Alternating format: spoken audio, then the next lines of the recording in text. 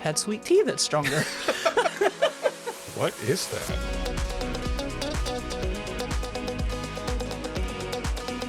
Welcome to Bourbon Idiots, the podcast that ditches snobby talk to tell you straight that this stuff is worth your time or money, bringing you good conversation and possibly better bourbon. That's Phil. I'm Jeremy. Today we're trying WhistlePig Snout-to-Tail, which is a new product. Picked it up because when I walked into Benny's, literally everybody I was talking about this stuff and nobody was buying it. Like, WhistlePig hype is huge. Like, right? Everybody's all about it. They're mostly ryes. Like, the Boss Hog comes out every year. It's, $1,000. I personally am not into ryes. Would you consider yourself a rye drinker? No, not a straight rye.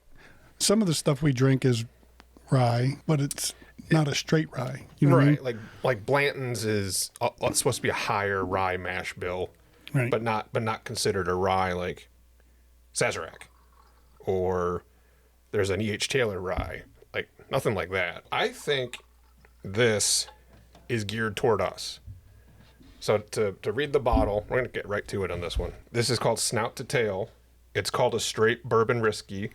Low proof, only 88 proof. Aged 10 years. But the whole gimmick to this is, this is from their website, it's full of puns. When we set out to create the perfect 10 partner, I don't know what that means, TEN partner, to the world's most awarded rye whiskey, we knew the only way to go is go pig or go home. WhistlePig's dedication to big age and wildly experimental cask finishing deliver a decade of complexity and bold toasted barrel flavor in snout-to-tail straight bourbon whiskey. 10 years after WhistlePig sparked the rye revolution with WhistlePig 10 Rye, the same stretch this bold bourbon dream lay in wait.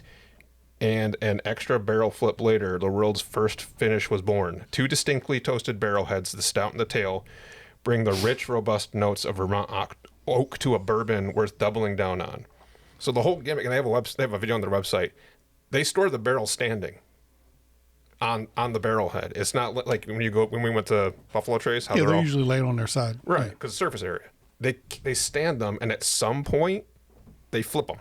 So the one barrel head with snout or tail, whatever they call them. So I wonder if that means a 1 char and a 2 char. That's they what got I'm 1, thinking. 2, and 3. That's what I'm assuming, because it actually, in really tiny print, says VT Oak number 1 snout toast, or VT Oak number 2 tail toast. Yeah. So one char is deeper than the other. Oh, I didn't even notice on the sides of the bottle, it has like the head of the pig, snout, and then the side it says tail. And then it's a 10-year. I think this is a cool label. It is a cool label. I think this is for people that aren't into ryes, because it's not a rye. It's like a toasted. Yeah, but when the first line or whatever said perfect 10 partner to the world's most awarded rye whiskey. What does that mean? I think the 10 partner means the 10 year, because they say it's aged 10 year. And then they rebarrel it. Yeah, they rebarrel it with the Vermont oak. I don't know. I mean, what's it called? The top for the barrel. I always called them barrel heads. Yeah, so the barrel heads, they're Vermont oak. All their stuff is pig, so it's snout and tail. It smells like a rye to me. Really? They don't say what the mash bill is. It doesn't say rye on the bottle anywhere. Just the press release mentions that it's award-winning I mean, I get wood for sure on the nose. If you've never had this before, I have tasted it once. What is that? There's something on the end. It's not toasted. It's not oaky. It's not toasty. Like, for being double toasted, and we've had other smoked toasted, this is not burnt. No, it's not. You don't get the oakiness. You don't get like a heavy oak. There's something on here we can't identify, because you're apple pie a la mode. Rebecca's back. Hi. Yeah, it's... And I've had WhistlePig, and this, to me, doesn't taste like WhistlePig. No, not at all. I don't know I've ever had any WhistlePig. They're all usually rye. They've been around since 2007. They're out of Vermont, so that's why it's Vermont oak. I can't figure this out. It's sweet up front. I get a sweet. But then there's I guess it's wood, but not like, it's not really like when you get any other toasted, like Elijah Craig toasted was big 6 to 8 months smoky. ago. But not overpowering. No, a smoky sweet. And vanilla. Really? Weird. I get vanilla. Not a lot. A hint of vanilla. For a 10-year... A hint of It's a vanilla. 10-year on top of that, but we don't know if they, like Phil made a good point, if they took a 10-year and then did this wacky, Flip. yeah, where it's like Vermont 1 on one end and Vermont 2, like number 1 char and number 2 char. So there's 3 char levels we learned from our last episode when we had the barrels from RD1. There's 1, 2, or 3. 3 is the most. So they took the least in the middle with the Vermont oak. It's not overpowering in any direction. It's not. It's not. You do get rye? They don't mention the mash bill. I do get smoky, and I get smoky on the nose. Like you can really, and I can taste that. You know what this would be good with? A Bloody Mary. By itself, I think it would get lost in a bloody. Agreed. But a bacon wash with the smoke already there. And I do get vanilla. Very, very, very small hints of vanilla on the finish. Phil, you're right. It is a secondary aging. It actually says on here, turned upside down during secondary barrel aging, with our distinct toasted notes to round out the character of this palate-pleasing straight bourbon whiskey from snout-to-tail. It's interesting. It's not as forward as we tend to like, right? Is that the right? It's not as 88 proof. forward as Yeah, it's that could 88 be proof. at 88 proof. They Okay. water the 10-year down. Oh, yeah. I'm sure they lose a lot in the second barreling. This is all over the place. Distilled in Kentucky, bottled by WhistlePig in New York. They're using Vermont oak, probably aging it in Vermont, I guess. So it's distilled in Kentucky, aged in Vermont, and then bottled in New York. I don't know. I don't get anything. I get the smoke, a little bit of vanilla, very little bit of vanilla, But so is the smoke more than the vanilla, or are they about the same to you? very sweet. I think it's a smoky maple. Does that make sense? Is maple smoky? Is Vermont Maple's oak typically mapley? sweet. Yeah, it's sweet, sweet and slightly. The first thing I get is sweet, slightly smoky. Then I get a little bit of like an odd wood. It doesn't taste like a normal white oak. And then I No, just maybe get, that's the difference of, what did you Yeah. say? Vermont oak? and then I get sweet again at the end. There's a vanilla. Okay, I got That's at the vanilla. The very It's end. very at the faint. very end. Very faint. But I didn't get it on my first 2 sips. That was my 3rd sip, and I finally got vanilla at doesn't- the tail. It doesn't linger. No. No, it's very, very faint. I don't know. I don't know if you heard before you came down. I think this is to get non-rye people onto WhistlePig. It would work. Yeah. Oh yeah, it totally would work. I like it. For being a rye, Well, agreed. If this is a rye, there are plenty of ryes we do not like. Oh, 100%. Yeah. You guys didn't tell me that. This is a rye. Well, it's not. I mean, WhistlePigs normally have. It doesn't say anywhere on this bottle that it's a rye, but WhistlePigs normally are. This just says straight bourbon whiskey, and it was not with the other rye. Reading the I bottle. wouldn't say it's my favorite, guys. No, I'm not going to say it's the worst I've ever had either. I would agree with that. Like not being a fan of WhistlePig. Like if you and the other way around, I think if you like WhistlePig, I don't know if you would like this. And I don't know I've ever had any other WhistlePig. This may be the first I've ever had any WhistlePig. So this is 88 proof, a 10-year, which normally is good. $90. On bourbon it is. We don't give scores because we don't do math. We just do 2 yes, no, maybes, 1 on the juice and 1 factoring the squeeze. On the juice, on just the bourbon alone, and Phil, you might have to shout from your position over there. Yes, no, or maybe on the bourbon. All right, Phil gives it a thumbs up. That's a yes. So if you're on audio, you have to watch the YouTube version. You give it a thumbs up. I would say yes too. It's tasty. I mean, it's not like the most pronounced, craziest thing out there. You know what? No, I'm going to change my yes to a maybe. I'm going to go no. maybe on the bourbon. A maybe on the bourbon. You're going to go no. I'm going to go no. Like if there's... When factoring the squeeze, not for $90, I say no. Yeah, and that's... The bourbon alone, I say maybe. It's nothing crazy. Like, if you give me an option between this and something else, right?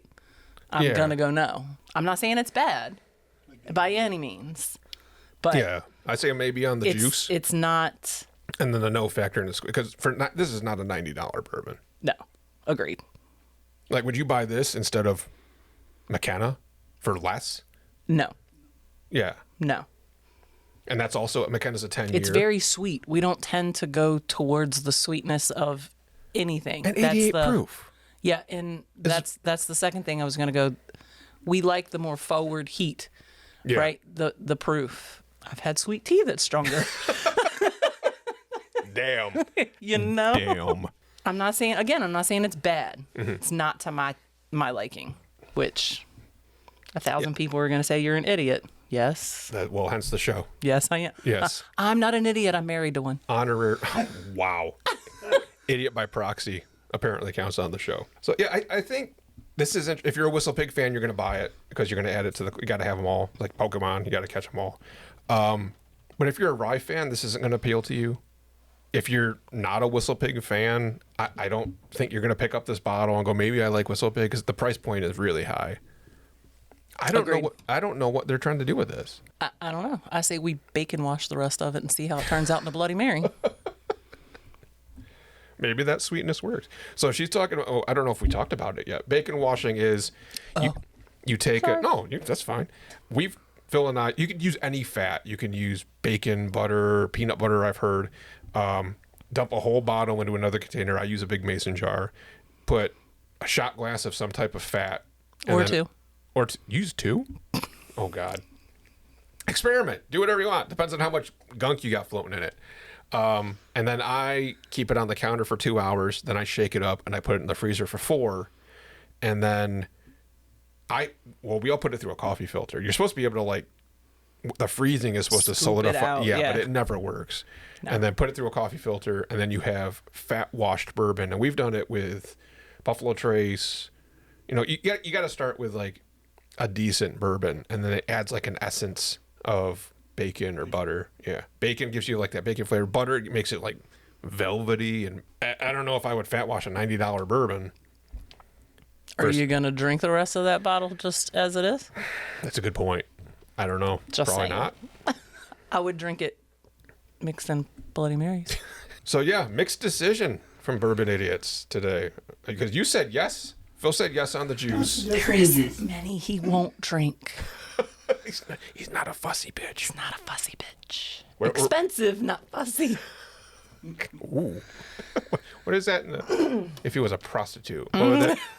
I'm out. All right, this went the whole other direction. Thanks, guys. Thanks, Rebecca. Thank you for coming on. Yeah, the I'm easy, not cheap version that you were talking about. He's a high price hoa. Yeah, I don't know what they're trying to hit with this. Yeah, I think they're just trying to get into a different market. It has to be. But, I mean, it's a 10-year. I get, but the $90 price is a grab. Well, not that WhistlePigs are cheap anyway. Look at Boss Hog. They put out $1,000 bourbon every year. Yeah, but you're using 2 barrels. Barrels aren't cheap. No, it's one, but they use they just put a different head on, a head and the tailer. And then they flip it halfway through. So literally, one side is one char, one side's the other. But to your point, yeah, it's a more complicated process. Right. And you're storing them differently. You're storing them standing versus laying down. You got to flip. So you're paying for labor? Well, it's not easy tearing a barrel down and put it back together. No, it's not. Yeah. Or doing custom char. I want this on this side, this. And I don't know. I don't know what they're trying to do with this. I mean, I bought a bottle. So they got me on it. Yeah, I don't know what the market is. It was fun to try. $90 to try? No. So you're saying if you have a friend that has a bottle, try it. Right. Or you can go to a whiskey bar and try it for $10 a pour. Yeah.